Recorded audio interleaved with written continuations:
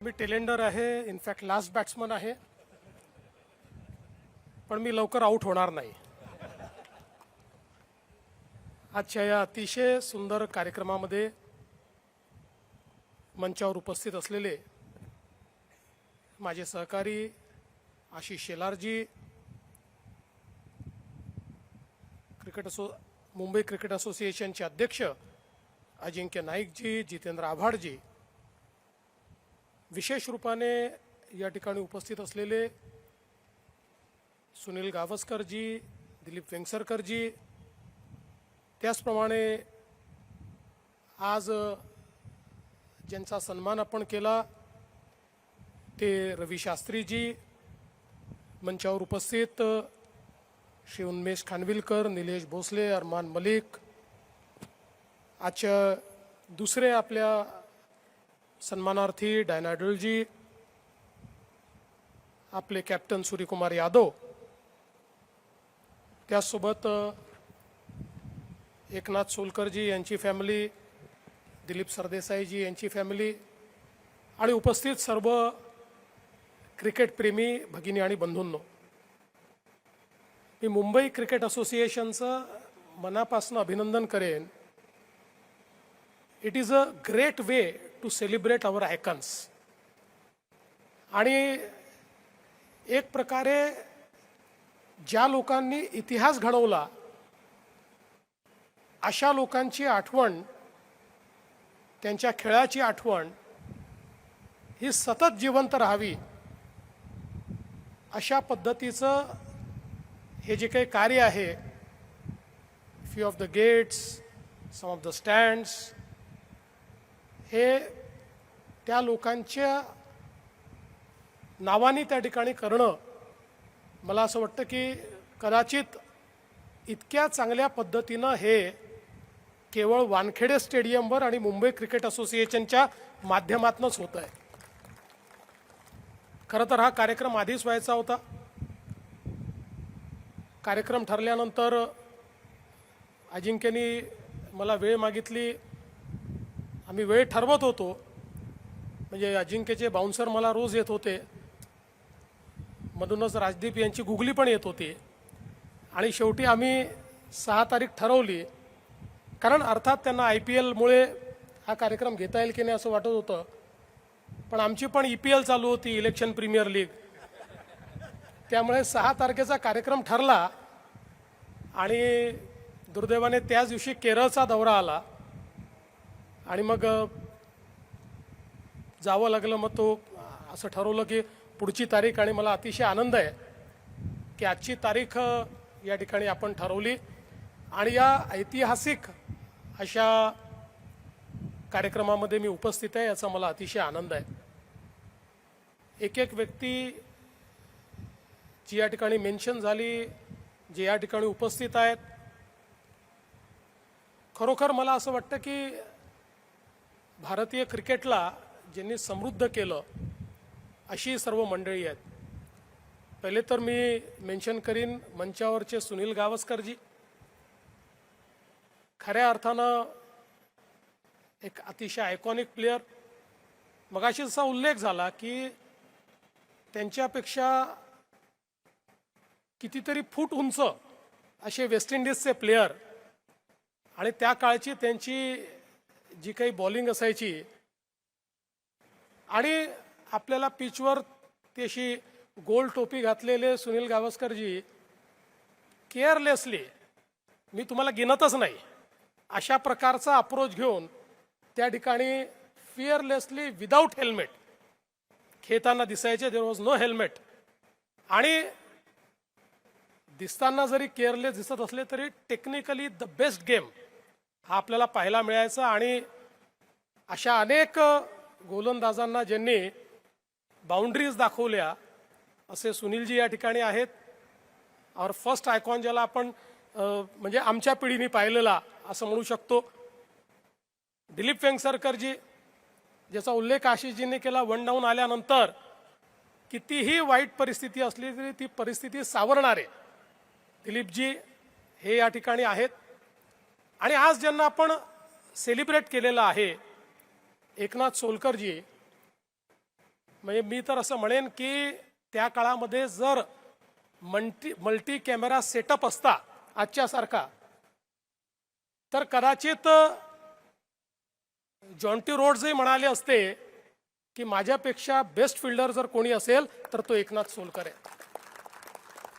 फिअरलेसली जी fielding त्यांनी केलेली आहे आणि सगळंच म्हणजे त्यांचं एकूणच जे व्यक्तिमत्व होतं ते ॲब्सोल्यूट फिअरलेस अशा प्रकारचं, आणि भारतीय क्रिकेटला एक वेगळी उंची देण्याचं काम त्यांनी केलं. तसंच दिलीप सरदेसाईजी, मगाशी उल्लेख झाला, विजय मर्चंट यांनी म्हटलं होतं की is the renaissance of Indian cricket, आणि वेस्ट इंडिजमध्ये जाऊन त्या ठिकाणी मॅचेस जिंकायच्या, सिरीज जिंकायची, ज्या गोष्टी अशक्य वाटायच्या त्या गोष्टी करण्यामध्ये वेस्ट इंडिजमध्ये, इंग्लंडमध्ये त्यांचा जो सहभाग होता, विशेषतः 642 runs with an average of 80, 3 centuries, त्यातली एक डबल सेंचुरी, म्हणजे एक प्रकारे झंझावात ज्याला आपण म्हणू शकतो अशा प्रकारचा झंझावात हा त्यांच्या खेळामध्ये आपल्याला पाहायला मिळाला. आणि निश्चितच मला असं वाटतं की त्यांच्यासारख्या भारतीय क्रिकेटला एक नवीन चेहरा देणारे असे खेळाडू, त्या खेळाडूचं नाव आज आपण या ठिकाणी दिलेलं आहे. ही खरोखर अतिशय आनंदाची गोष्ट. आणि ही सगळी मंडळी मुंबई क्रिकेट असोसिएशनची, वानखेडेशी संबंधित असली तरी देखील जगामध्ये त्यांनी आपलं नाव मोठं केलेलं आहे, जगामध्ये आपल्याला एक स्थान त्यांनी मिळवून दिलेलं आहे, आणि म्हणून खूप त्या गोष्टीचाही आनंद आहे. डायना ॲडलजी खरं म्हणजे त्या किती वर्सेटाईल आहेत बघा. त्या आपल्या बाल्यकाळामध्ये किंवा युवावस्थेत सुरुवातीला बास्केटबॉल आणि टेबल टेनिस दोन्हीच्या नॅशनल खेळल्या, आणि त्यानंतर क्रिकेटकडे आल्या, आणि क्रिकेटमध्ये आल्यानंतर ज्या प्रकारे त्यांनी विमेन्स क्रिकेटला त्या ठिकाणी शेप दिला, मला असं वाटतं की कदाचित त्यांचा विकेट्सचा रेकॉर्ड तर आहेच, पण सर्वात जास्त बॉल टाकल्याचा रेकॉर्ड देखील, सर्वात जास्त ओव्हर्स आणि सर्वात जास्त बॉल टाकल्याचा रेकॉर्ड देखील त्यांचा आहे. आणि आज खरं म्हणजे जसं मगाशी त्यांनी सांगितलं की हळूहळू विमेन्स क्रिकेट इव्हॉल्व झालं. आता तर श्री जय शहा यांनी त्यातही जी काही थोडासा एक भेद होता मेन्स आणि विमेन्स क्रिकेटमध्ये, तोही त्यांनी पूर्णपणे आता दूर केला. आणि मला असं वाटतं की आज विमेन्स क्रिकेटमध्ये आपली टीम ज्या प्रकारे खेळते आहे, आपण बघतोय की म्हणजे सगळे आयकॉनिक प्लेयर्स आज आपल्याला त्या ठिकाणी पाहायला मिळतात.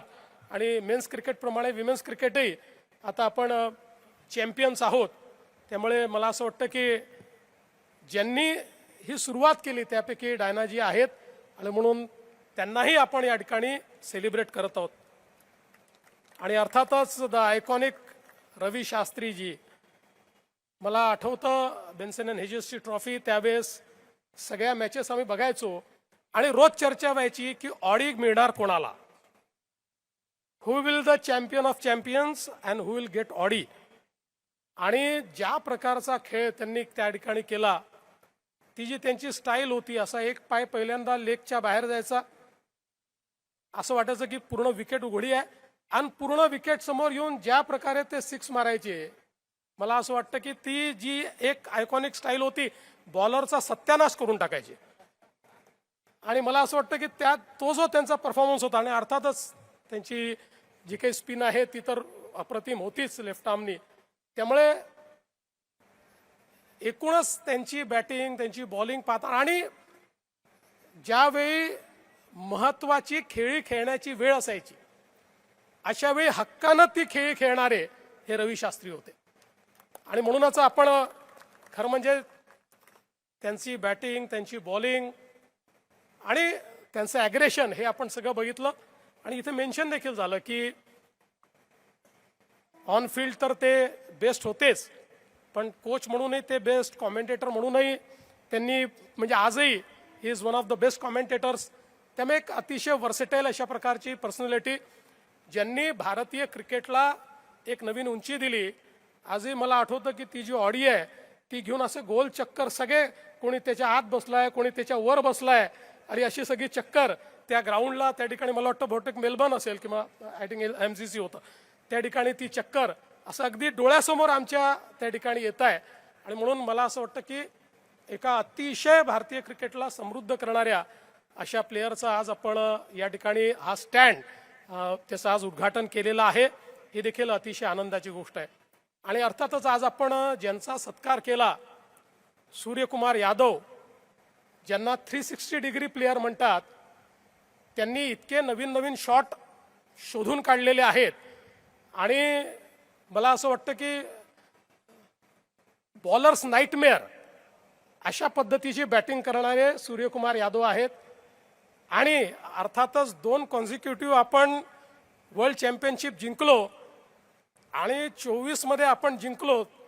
त्याचं अर्थात टीमला, कॅप्टनला, सगळ्या प्लेयर्सला तर त्याचं श्रेय आहेच, पण सगळ्यात जास्त श्रेय तो जो आयकॉनिक कॅच त्यांनी घेतला, त्या कॅचला ते सगळं श्रेय आहे. बाहेर जाऊन आत येऊन तो कॅच, मला असं वाटतं की that was a game changer. आणि त्यातनं आता यावेळेस तर ही वॉज कॅप्टन, आणि त्यांच्या कॅप्टन्सीमध्ये आपल्याला पुन्हा एकदा we have become ICC world champions. आणि म्हणजे त्यांची बॅटिंग पाहणं एक पर्वणी असते, ती इंटरनॅशनल क्रिकेटमध्ये असो की IPL मध्ये असो, सगळीकडे जबरदस्त अशा प्रकारे एफर्टलेसली चारी बाजूला ते मारत असतात. त्यामुळे मला असं वाटतं की म्हणजे ज्या कॅप्टननी आपल्या सगळ्यांचा, मुंबईकरांचा गौरव वाढवला, कारण ते he is also a real Mumbaikar, मुंबईचा एक मुलगा असं म्हणून त्यांच्याकडे ते इथे मोठे झालेले आहेत. आणि ते मुंबईकरांचे सगळे गुण त्यांच्यामध्ये आहेत. आणि म्हणूनच मला असं वाटतं की त्यांचा सत्कार करताना आपल्या सगळ्यांना अतिशय आनंद झालेला आहे. मी मुंबई क्रिकेट असोसिएशनला या ठिकाणी आश्वस्त करू इच्छितो, आशिषजींनी आणि अध्यक्षांनी, अजिंक्यनी जी काही या ठिकाणी अपेक्षा व्यक्त केलेली आहे की आपल्या अनेक मैदानांचे प्रॉब्लेम्स आहेत, जुने लिस्टचे प्रॉब्लेम्स आहेत, काही सॉल्व्ह झाले आहेत, काही आपण सॉल्व्ह करतोय, 20-20 वर्षाचे लिगसी प्रॉब्लेम्स आहेत. पण मी तुम्हाला आश्वस्त करतो की ते सगळे प्रॉब्लेम मी मुख्यमंत्री असताना मी सॉल्व्ह करीन, एकही शिल्लक ठेवणार नाही. सगळे प्रॉब्लेम आपण सॉल्व्ह करू. आणि विशेषतः जे राजदीपजींनी सांगितलं की आपल्याला मैदानं छोटी छोटी जी आहेत, कारण मुंबईमध्ये जे प्लेयर्स तयार झाले छोट्या छोट्या मैदानात, आपण पाहतो एकेका मैदानात 5-5 टीम खेळत असतात. कधी कधी प्रश्न पडतो की एकाचा बॉल दुसऱ्याकडे जातो, दुसऱ्याचा तिसऱ्याकडे जातो, कुठल्या बॉलवर कोण बॅटिंग करत असतो हे काही समजत नाही. पण त्यातनंच एवढे सगळे आयकॉनिक प्लेयर्स हे मुंबईमध्ये तयार झाले आहेत. त्यामुळे निश्चितपणे या सगळ्या वेगवेगळ्या छोटे छोटे जे मैदानं आहेत यांचं संवर्धन करणं, आणि खरंच आहे की विशेषतः आमच्या मेट्रोमुळे बरीच मैदानं ही जवळजवळ 5-5, 7-7 वर्ष त्या ठिकाणी एफेक्ट झाली. पण आता ते काम पूर्ण झाल्यामुळे ती मैदानं पुन्हा एकदा रिस्टोर झालेली आहेत. त्या मैदानांना पुन्हा मला असं वाटतं, आणि आता त्यातल्या काही मैदानांचं, विशेषतः क्रॉस मैदान असेल किंवा आपलं ओव्हल असेल, यांचे काही आता लिस्टचे प्रश्न आहेत, ते आपण म्हणजे आता अंतिम स्टेजला आहे, तेही आपण निश्चितपणे सोडवू. आणि महत्त्वाचं की अलीकडच्या काळामध्ये म्हणजे सगळ्या प्लेयर्सला असं वाटतं की फायनल मॅच आपल्या मुंबईमध्ये झाली पाहिजे. आणि म्हणूनच मुंबईला एक मोठ्या स्टेडियमची आवश्यकता आहे. त्या संदर्भात आशिषजी असतील, आम्ही सगळे प्रयत्न करतोय. मध्यंतरी आता आम्ही अजिंक्यसोबत एक जागेचं अवलोकन केलं आणि त्यांची मीटिंग देखील झाली. आणि म्हणूनच मुंबईला एक मोठ्या स्टेडियमची आवश्यकता आहे. त्या संदर्भात आशिषजी असतील, आम्ही सगळे प्रयत्न करतोय. मध्यंतरी आता आम्ही अजिंक्यसोबत एक जागेचं अवलोकन केलं आणि त्यांची मीटिंग देखील झाली. एक अतिशय चांगली जागा आम्ही आता जवळपास शोधून काढली आहे की जिला खूप मोठी कनेक्टिव्हिटी आहे. लोक असं सांगतात की what is best about MCC, तर त्या ठिकाणी मॅच संपल्यानंतर 20 मिनिटामध्ये सगळा परिसर हा रिकामा होऊ शकतो. आणि तिथल्या कुठल्याही स्टँडमध्ये, इतकं मोठं स्टेडियम आहे, आय डोंट नो 80,000 जे काय असेल, कुठल्याही जागेवर बसलं तरी तुम्हाला मॅच ही चांगलीच दिसते. मला असं वाटतं की तशा पद्धतीनं एक स्टेडियम करण्याकरता आता जवळपास अजिंक्यनी ती जागा स्वतः बघितली, त्यांची मिटिंगही झाली आहे. लवकरच आम्ही मिटिंग करू आणि एक अतिशय चांगलं, देशातलं सर्वात चांगलं स्टेडियम, म्हणजे आम्ही तर जागा देऊ, बांधणारे हेच आहेत, पण त्यांना जी मदत लागेल ती मदत आम्ही त्या ठिकाणी निश्चितपणे करू. पण एक गोष्ट निश्चित सांगतो, आपण किती स्टेडियम बांधले तरी वानखेडे इज वानखेडे. क्रिकेटचं आयकॉनिक स्टेडियम हे जन्मभर वानखेडेच राहील. Will always celebrate cricket on Wankhede. आणि म्हणून निश्चितपणे पुढच्या काळामध्ये जी काही MCAला शक्ती द्यायची आणि त्यातनं क्रिकेटला शक्ती द्यायची आहे, त्याच्या पाठीशी निश्चितपणे आम्ही उभे राहू, हा विश्वास आपल्याला देतो. आणि या अतिशय सुंदर कार्यक्रमामध्ये तुम्ही मला निमंत्रित केलं, त्याबद्दल आपल्या सर्वांचे आभार मानून मी माझे 2 शब्द संपवतो. धन्यवाद. जय हिंद, जय महाराष्ट्र.